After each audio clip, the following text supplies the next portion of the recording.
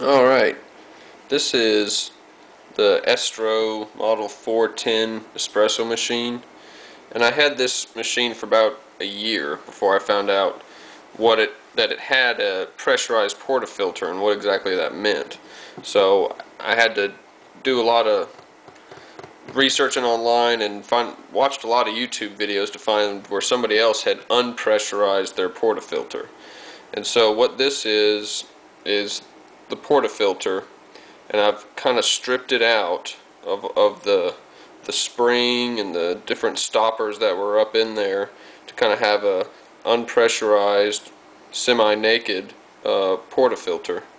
It had this spring, let's see if I can show you this stopper, and this is their little crema enhancer gadget or what have you. So in here there was another stopper that was in this little single hole right there, and I had to take a pair of pliers and rip that out. That's somewhere in the garage after it flung off. And then there was this stopper on top of that, this spring on that, and then this on the other side of that.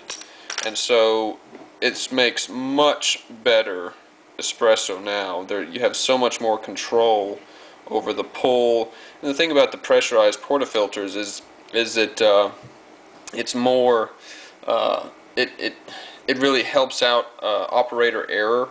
If you don't know what you're doing, if the grind's a little off, if the tamp's a little off, it'll help make it a little more idiot proof. And with this you get to really dial in on the grind more, you get to perfect your tamping skills, and really work on it a lot better. The one downside of this now though is that you only have this one tiny little hole for it to come out of, but still the espresso is so much more thicker, full-bodied than it was before, and I couldn't figure out for the longest time why I was getting such mediocre results, until I finally found out that this was a pressurized portafilter.